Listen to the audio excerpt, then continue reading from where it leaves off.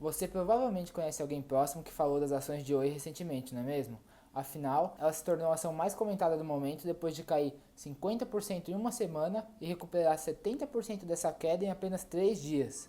Você quer entender um pouquinho mais sobre por que isso aconteceu? Então, vem comigo que eu vou te contar um pouco dessa história.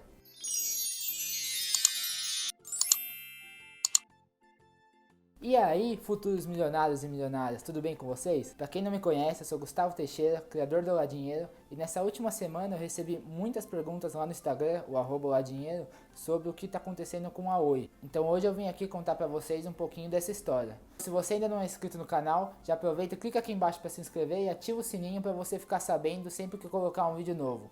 O que é a Oi, né? A Oi é uma empresa que está presente nos setores de telefonia e de fibra ótica. Ela tem próximo ali de 14 milhões de clientes residenciais em telefonia e 34 milhões de telefonia fixa. Fora isso, ela ainda tem cerca de 400 mil telefones públicos, que são aqueles orelhões que a gente vê espalhados em todas as cidades do Brasil. E para quem não sabe, esse serviço aí do orelhão, ele é uma concessão, né? Ou seja, o governo vai lá e faz meio que um leilão para ver quem tem o melhor preço-benefício em relação a prestar esse serviço. E a Oi ganhou essa concessão já faz alguns anos, então ela presta esse serviço aí em grande parte do Brasil já faz algum tempo. E o que está acontecendo com a Oi? É uma empresa que ela está em recuperação judicial desde 2016. E por que isso aconteceu, né? Foram basicamente dois motivos. Ao longo de toda a história da Oi, que começou lá em 98 com a Telemar, ela passou por diversas reorganizações societárias que foram, para dizer no mínimo, conturbadas, assim, meio obscuras. A história dessa companhia ilustra bem quão obscuro é a história do nosso governo ligado ao empreendedorismo ali. Então ela já pegou bastante dinheiro emprestado do governo, então acumulou uma dívida muito grande. Tanto é que em 2016, quando ela fez esse pedido de RJ, a empresa tinha de quase 50 bilhões de reais de dívidas. E fora esse motivo, ao longo dos anos, desde que a companhia se iniciou, a gente teve uma evolução tecnológica muito grande, né? Então o telefone fixo foi ficando meio em desuso com a chegada dos celulares e principalmente com a evolução exponencial que a internet teve. Só que qual foi o problema da Oi? Enquanto todas as companhias concorrentes dela foram investindo pesado para absorver essa evolução tecnológica e continuar presente no mercado, a Oi foi meio que deixando de lado, muito porque essas reorganizações societárias que ela teve ao longo do tempo foram mais para beneficiar os sócios majoritários, ou seja, os controladores da empresa, que ao longo de todos esses anos sempre teve uma participação bem grande do governo, que não é um sócio dos melhores para a gente ter, tá? E também de algumas empresas que estavam mais interessadas em ganhar dinheiro do que desenvolver a própria companhia. Ou seja, elas não tinham um pensamento muito de longo prazo, que é o que a gente sempre fala que a gente tem que ter nos investimentos. Então a empresa estava ali mais no curto prazo, querendo ver dinheiro entrando no caixa dela, não da Oi. Então falando um pouquinho dos números da empresa para vocês, só para contextualizar um pouco a situação.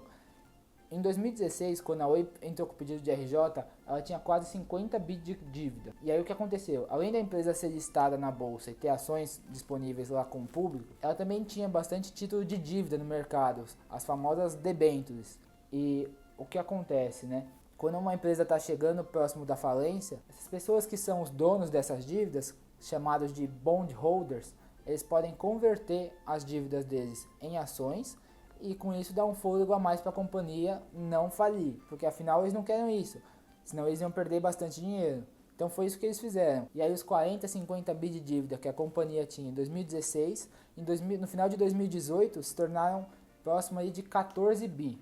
Ainda é uma dívida bem grande, bem expressiva, só que já deu uma boa diminuída, né? E agora falando um pouquinho mais dos números mais recentes da empresa, que soltou os resultados aí do segundo trimestre de 2019, ela ainda tem 12 bi de dívida aproximadamente, só que o que acontece? Qual que é o maior problema da Oi? Ela gera 5 bi de receita por ano, só que ela gasta 7 só para se manter operacional e para fazer os investimentos que ela precisa para não parar a companhia. Ou seja, então, só de ela ficar parada, rodando normalmente, ela já gasta 2 bilhões ao ano. Então, a tendência é que essa dívida dela só continue a aumentar se ela não fizer nada, certo? E aí, eventualmente, ela vai falir, porque acaba o dinheiro. Só que tem mais um ponto aí, porque ela ainda não faliu, né? Hoje a empresa ainda tem entre 4 e 5 bilhões em caixa. O que é esse dinheiro em caixa? É que ela pode usar para ir conseguindo se manter respirando, mesmo que seja por aparelhos. Então, alguns analistas do mercado estão estimando aí que ela consegue sobreviver até o primeiro trimestre do ano que vem, de 2020, com esses 4 bi que ela tem de caixa. Por quê? Porque ela gasta mais ou menos 2 por ano, só que não pode ficar com caixa zero, né? Senão a empresa realmente vai quebrar. Então, hoje, a conta da Oi não fecha, tá? Ela ganha, faz 5 por ano, gasta 7, já sai devendo 2. Então, o que a empresa está fazendo para tentar mudar essa situação? O plano da Oi é para ela voltar a ser uma empresa redondinha ali próximo de 2021. E o principal canal que ela está investindo é o fibra ótica. Então, ela reportou no segundo trimestre de 2019. Então, no segundo trimestre de 2019, ela reportou que ela já tem 3 milhões de casas onde ela passou fibra ótica atualmente. Pretende terminar o ano de 2019 com 4 milhões e meio de casas passadas de fibra ótica. E 2021 ela quer chegar a 16 milhões. Então, ela quer multiplicar por 4 essa quantidade de fibra ótica que ela tem disponível. Mas o que são essas casas passadas, né? Que ela fala lá na apresentação dela do segundo trimestre. São casas onde ela passa o cabeamento, só que ainda não é um cliente, né? Pode virar um cliente, é bem fácil, só conectar um cabo, só que ainda não é. Então, quanto disso é realmente cliente dela? Ela informou para o mercado que dessas casas passadas hoje, né, 3 milhões, 10% dessas casas são efetivamente clientes. Então, hoje ela tem ali próximo de 300 mil clientes de fibra ótica. Fora isso, um dado positivo que ela soltou também nesse último balanço foi sobre o telefone pós-pago. Então, das pessoas que adquiriram o telefone pós-pago no segundo trimestre de 2019, aproximadamente 1/3 foi para a Oi. Então, é uma parcela bem expressiva ainda do mercado que está entrando na Oi. Só que como que ela vai fazer para eliminar aquela dívida dela de 12 bilhões? Ela tem 3 opções basicamente, que são emitir mais títulos de dívida no mercado, que aí ela consegue colocar mais um dinheiro em caixa e respirar por mais um tempo, emitir novas ações, que é basicamente vender um pouquinho mais da participação dos sócios controladores no mercado. Isso acaba meio que sendo um pouquinho mais barato do que a dívida, porque como a empresa está em recuperação judicial, se ela vier emitir dívida no mercado, os investidores vão acabar exigindo um preço bastante alto, né? Porque o risco dela falir ainda é muito grande. E a última opção, que na minha opinião é a melhor, né, porque vai conseguir realmente fazer uma reestruturação na empresa, fazer um turnaround nessa empresa, para ela conseguir voltar a operar normalmente, é a venda de ativos. Então, que tipos de ativos, né? Ela ainda tem um monte de data centers e de torres de telefone que ela pode vender para as outras companhias. E, na minha opinião, o que ela tem de principal ativo é a base de clientes do serviço de telefonia, que hoje está ali próximo de 50 milhões se a gente somar o que é telefone fixo mais telefone móvel. E isso é um ativo bastante valioso, tanto para as outras companhias brasileiras, porque é uma base de cliente bem grande, quanto para empresas do exterior. Então, se a gente tem uma empresa de telecomunicações, né, de telefonia móvel, que queira entrar no Brasil, ter uma participação mais relevante no Brasil, ela poderia simplesmente comprar essa base de clientes da Oi, e aí ela não ia ter começado do zero, né? Já ia estar partindo ali de uma boa clientela. Só que qual que é o grande problema dessa venda de ativos, né? Por que a Oi não simplesmente chega lá e vende tudo? Como a empresa está em recuperação judicial, todo o mercado sabe que ela está frágil. Então todo mundo sabe que ela precisa vender as coisas. Então o poder de barganha dela está muito pequeno. Ou seja, se ela quer vender a linha de telefone dela lá, sei lá, por um exemplo, 10 bilhões. A empresa que tem interesse em comprar pode chegar para ela e falar: ah, mas você está aí cheio de dívida, quase morrendo, quase fechando as portas. Então, por que eu vou pagar o preço que você quer, né? Eu não quero pagar isso, quero pagar metade, quero pagar 7 bilhões, quero pagar 8. Então, o poder de barganha dela hoje ainda é muito fraco. Fora isso, uma das principais coisas que pesam bastante no balanço da Oi, hoje é aquela concessão de telefonia pública, lá dos orelhões que eu comentei no começo do vídeo, que ela tem.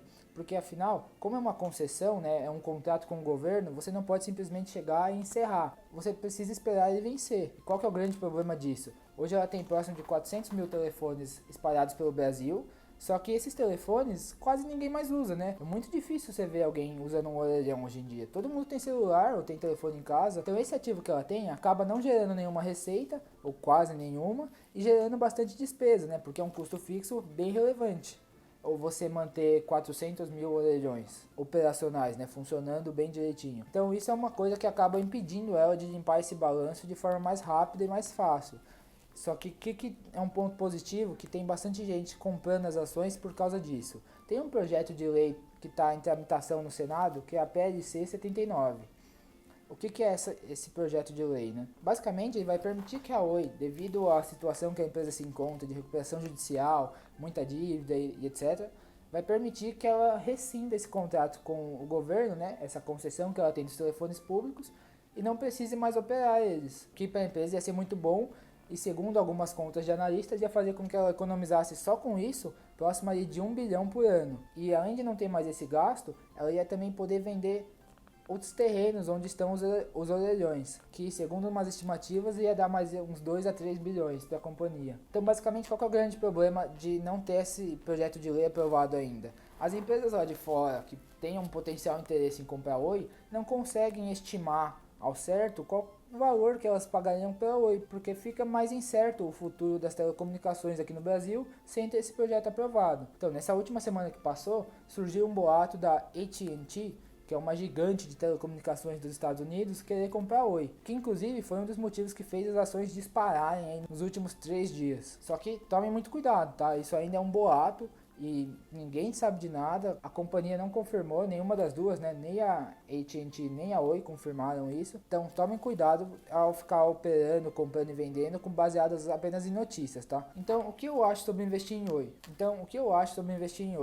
Primeira coisa de tudo, você tem que ter noção que é uma empresa que está em turnaround, processo de reestruturação da companhia. A empresa já entrou com um pedido de recuperação judicial desde 2016 e a gente já está no final de 2019. É uma empresa que se ela não fizer nada, né, se ficar quietinha, sem fazer investimento, sem fazer venda de ativos nem nada, ela vai falir, porque ela gera 5 bilhões de receita ao ano e precisa de 7 para se manter. Então, se ela não fizer nada, o caixa lá de 4 bi que ela tem acaba e ela vai falir. Empresas que estão em processo de turnaround são muito perigosas porque o risco é muito alto. A empresa pode efetivamente falir e aí o seu valor investido nela vira pó, vai a zero mesmo, tá? Outro ponto que é preciso falar é que como o papel está muito barato, ele está próximo de R$ 1, tá o preço de opção basicamente. Então tem muita gente especulando com papel para conseguir lucros no curto prazo. Então se você está acreditando na empresa, quer investir para esperar esse processo de turnaround passar, a empresa se reestruturar daqui a 3 anos, a 2021, 2022, para você realmente ter um elevado ganho de capital, tome cuidado com esse ruído de curto prazo, com todo mundo falando, comentando, que tem muita gente que está só especulando para tentar buscar um retorno financeiro em coisas de dias ou semanas. E se você tiver intenção de investir na Oi, é muito importante ter gestão de risco. Quando você for montar sua posição, é bom você pensar quanto eu aceitaria perder, porque é um dinheiro que você pode efetivamente perder, ele pode virar pó, e para zero mesmo.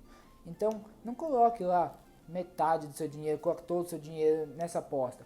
Pense como uma aposta, que se você errar, vai para zero, se você acertar, pode multiplicar muitas vezes o seu dinheiro. Então, por exemplo, eu fiz essa aposta e coloquei menos de 1% do meu patrimônio lá. É um valor que se eu perder, para mim tudo bem, não vai me fazer falta, não vai machucar a minha carteira, não vou ficar me remoendo por causa disso.